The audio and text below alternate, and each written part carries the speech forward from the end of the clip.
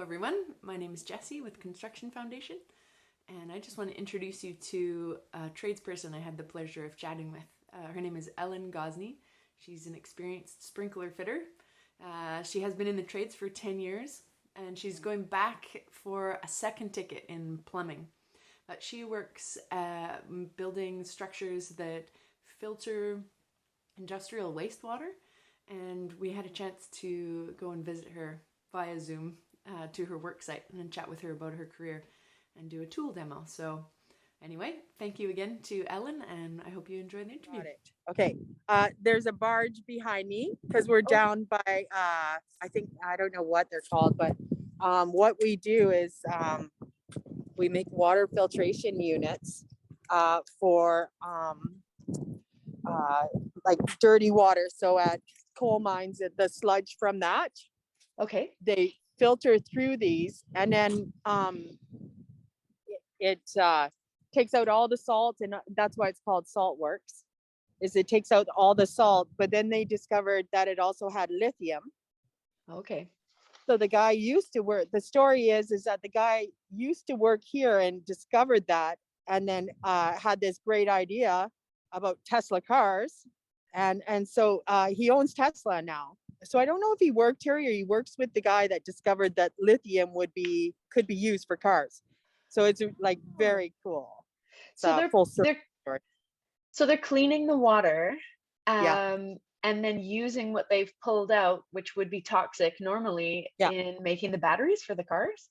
Yeah, well, lithium, but there's a lot of other things. I'll show you. There's a little sample here. There's bitumen,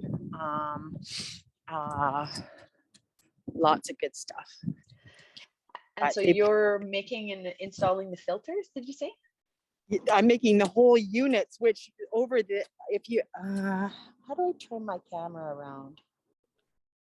I don't see how. Okay, so you see over there, there's those 3 white like marshmallow boxes. Yeah. Okay, so them are the filtration units. Oh, cool. I'm gonna take you inside. It's pretty crazy actually. And then I'm gonna do a presentation for you of just cutting pipe. Amazing. Cutting and gluing some pipe. Plus you have, okay, so I'm gonna show you. See, look at, this is all the stuff that they take out of the water. Oh, and where it's a salt water, you're taking it out of? No, so apparently most water that ends up being wastewater is has salt in it. Okay. So they figured out a way with these pieces of plastic, they glue it all together, and it and at certain different temperatures it filters different things. Oh, okay. So it's like really crazy stuff. And then this is what I'm working on here. Oh wow. See? Cool. Yeah, so I'm just installing the unistrut here. This is what I'm doing right now. So I'm installing these. And each of these become a big filtration unit? Yeah, it's gonna be, when we're done, we're doing the exact same thing, 5 of these, and they all end up looking like that. Wow. So all these filtration units get installed on the inside of the frame structure that you're putting together? Yeah, exactly. Oh, gotcha. And shipped out, and then so it's very cool. But okay, so do you want to ask me a few questions? Yeah, sure. So before you got into the trades, what was your pathway up until the trades? How did you get this job that you've got now? Oh, okay, well, I started out a hairdresser right after school. Okay. And then I was I broke horses for 10 years, and that's what I really want to do, but it doesn't pay enough. And then when my children were small, I drove school bus because I didn't have to pay for childcare. Nice. And when I moved to British Columbia, I went into a program called Piping Opportunities for Women. Mm-hmm. And they basically put me through the foundations, and I chose sprinkler system installation. And then after I got my red seal in sprinklers, I switched to plumbing. So I did that for almost 4 years, and then I'm going to get my ticket in that. That's what my goal is. So Yeah. that after, well, I want to get out of Vancouver. So I'd like to have my own company and just do side jobs. It's getting noisy. Yeah. So it was piping opportunities for women. Yep. And what's the coolest thing that you've built so far or installed so far? Is this the coolest project you've been working on, or have you got? No, I worked at Children's Hospital building a rehabilitation center, and that was very cool. And then after that, I worked at Vancouver General Hospital, and I built 16 pre-ops and post-ops. There's 8 of each, and then 8 new operating rooms. And so you were putting in all of the different plumbing piping systems that they would need in there? I did everything from Schedule 80 black iron pipe to tiny little plastic pipe to heating, soldering copper. I did the finishing, putting the sinks in, taps. I did all the water systems, yeah, I did it all. And at first, I just basically bored holes in concrete when I started. When I started, I didn't even know how to walk onto a job site. I was like, was that your first? Yeah, I didn't even bring a hard hat. I was like, so I didn't know anything about construction. So, and then by the end of it, like your day-to-day thing, you rock in, you've got your steel-toe boots on, or do you have to wear a hard hat? Like what kind of? I don't even, at this place, we don't even have to wear a hard hat because there's no above head work. And when there is, we wear hard hats. But right. Yeah, this is a dream for me, because like normally you kind of get tossed around a little bit from job to job to job, and here the work all comes to you. So that's really cool for me. Yeah, and you're inside, it looks like too. Yeah, and I don't like, my commute is always going to be the same. I know exactly what's happening. Yeah, but that's always the case, right? Yeah. But All Works is working towards, like, working with BCC WITT to daycares and stuff for women with young children and that sort of thing. Like, I think that's the biggest and hardest thing that I had to deal with when my children were before the age of 12, and being at work at 7 in the morning. Yeah, I get off at 2:30, but that, having to leave your house at 6:30 in the morning, which was brutal. And I kind of got lucky because I have a little bit of a village in Vancouver, and some friends down the street, would come until the children needed to get up, and then take them to their house 5 doors down. Oh, you had some help along the way, it sounds like. Yeah, I couldn't have done it otherwise. So yeah. Yeah. So what would you say to like a young person who was thinking, oh, maybe the trades are for me, or maybe plumbing is for me? What would you say to them? What piece of advice might you have for them? I think you should definitely try it. So even if you don't like it, it's 4 years of your life, and you'll be making some pretty crazy money, and it just makes you a useful person. Like I apply this to everything in my life, like even putting furniture together. Like, there's nothing that I can't do at this point. I know, I totally know that I'm limitless, Nice. So, sounds really empowering. It is empowering. I mean, it's not easy, it's a learning curve, but everybody's learning.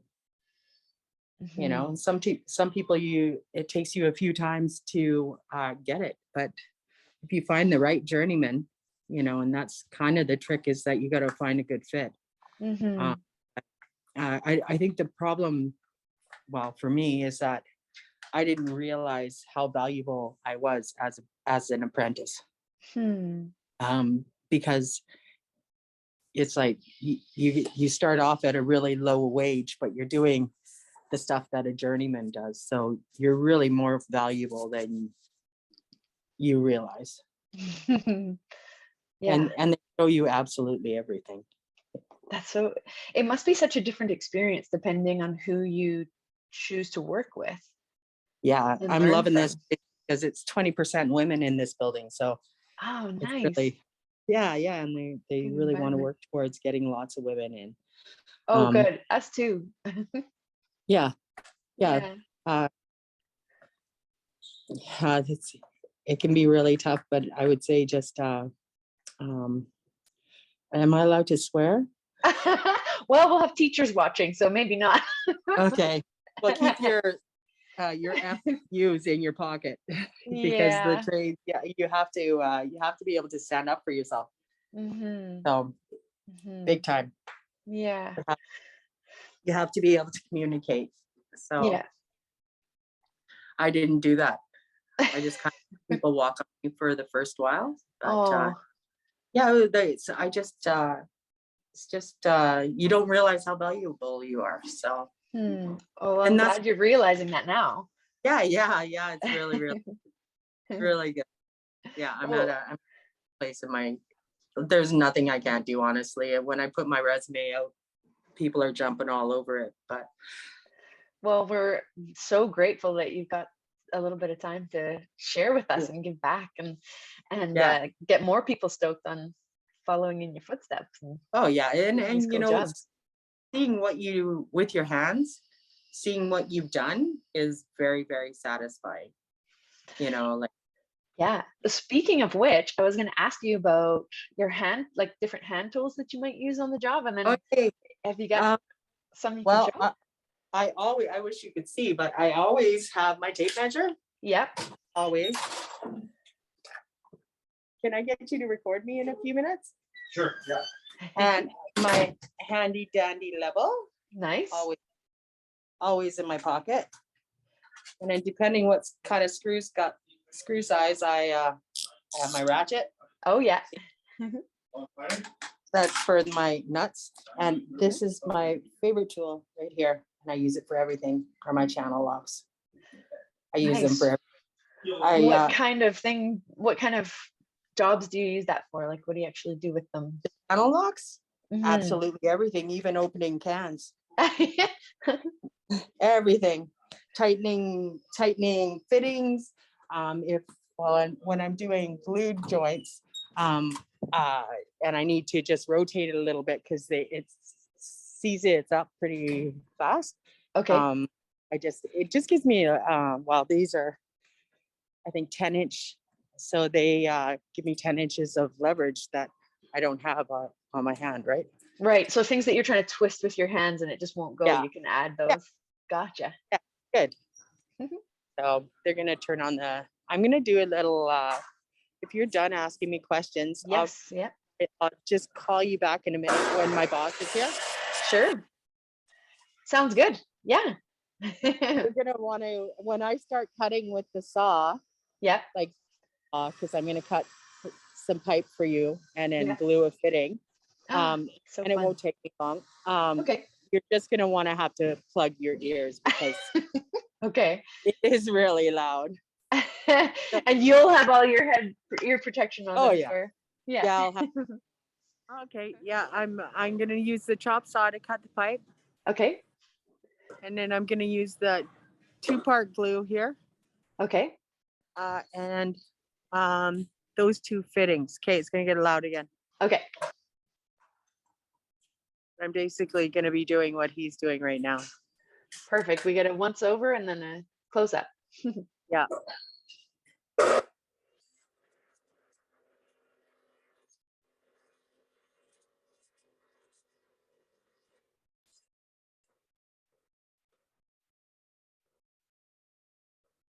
That's how you do it.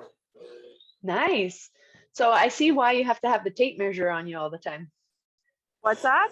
I see why you have to have the tape measure on you all the time. Yeah, always. Yeah.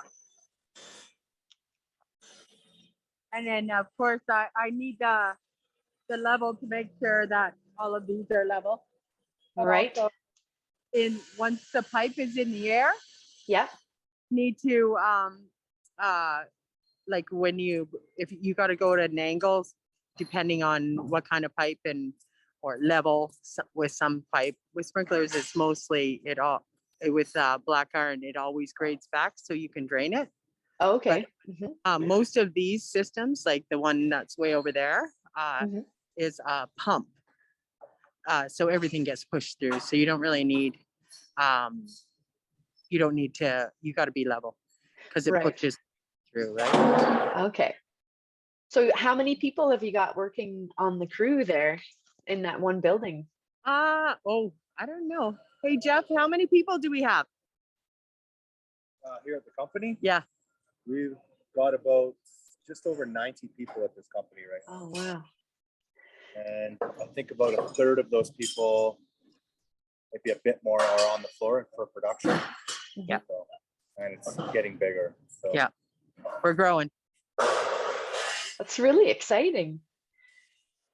And so these, all of these systems that you're sending out, they're going to places anywhere where the wastewater needs treating, coming out of like an industrial area? Yeah. So Fort McMurray and all over the States, I think they even send units for drinking water down to countries so they can filter their rivers and their and the ocean and make that drinking water. Like they do everything. Wow. Oh, it's so cool. So you're actually taking water that's toxic and to drink and then filtering it all out using the bits that you pull out of it. And then there's fresh, pure water that comes out the other end. I think with some, it's just to make it so that it's passable for the government. I see. Yeah. Because companies, they're not going to do more than they have to. Right. But, yeah, right. So they just make it so it's passable so they don't have to haul with trucks, which costs them more. It's all about affordability. Right. Yeah, right. But because with the lithium, I mean, they're filtering a little further now, which is really, really good. Yeah, that's really fascinating. I know. Probably less money to take it out of the water, like take it as the sludge that they filter out than actually mining for it. Yeah. That's really cool. It is really cool. I think this one right in front of us, this is a lithium one. And how long does one whole setup take to make? Like how long would someone be working on it? What's that? How long does one of the filter systems take to make? Like how long will it be in that building before you send it off? 3 months, I think. Oh, wow. Yeah, as soon as like those other two back there are done, so they'll get shipped out, and then we got these two that have to be finished, and then I think there's another 4 more of these that have to be done. These are different. These are just for the mines. They take the sludge water and then they put it on these things and they're Teflon, and somehow they because it's got the salt and the slurry, it goes on there, and in a fan that blows in a crazy fast thing, it somehow filters the sludge from the salt. Oh, wow. Crazy stuff.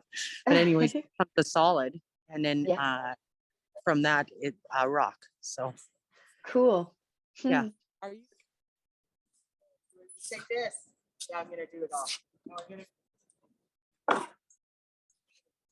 mark it.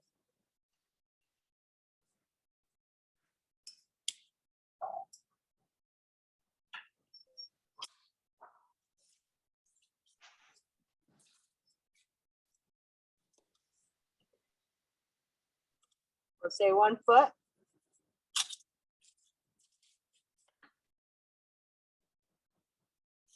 And if you want to know what side, you go like that.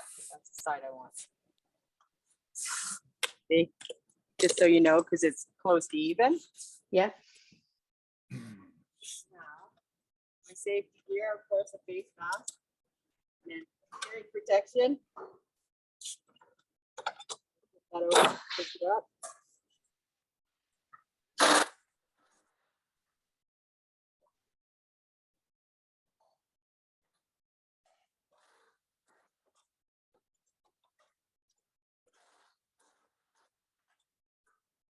Yes.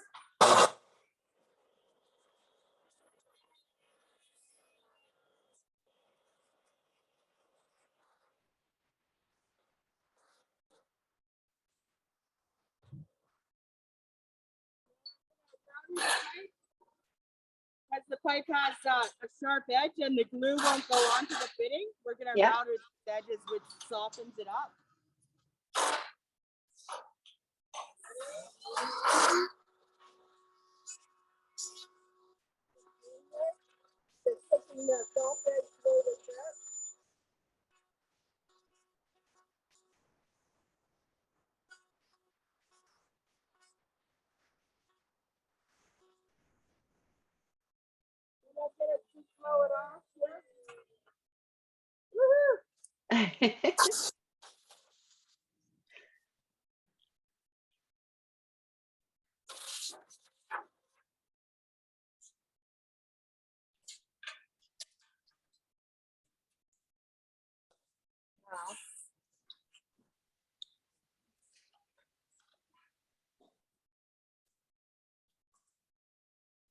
We're going to take this, and so we have to prime it first.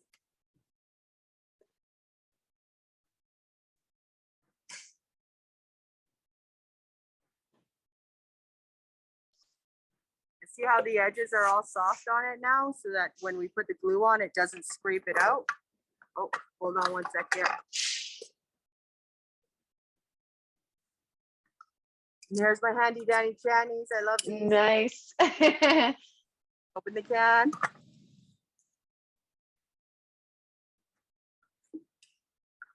Okay. And we just glue it. Make sure it's the same prime side. Mm-hmm. And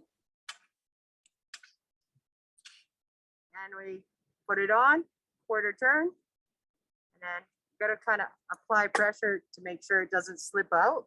Mm-hmm. Clean it up and we got a tea. It's all glued. Amazing. Good, ready to go. How long does the glue take to dry? It depends on the temperature, but normal cure time for that size pipe probably be about 20 minutes, but we usually try and double it if we're going to run water through it or put any pressure on it. Yeah. Right. Yeah. I would do, but I don't know, honestly. There you go. There's your. And then if we wanted to, the tri-stand is also something we use quite a bit, which the chain over, tighten her up. See if I wanted to make this level, put my level up. You know, depending, because sometimes you want everything, the next, I might be putting a fitting on this, but that I want the exact same way. Right.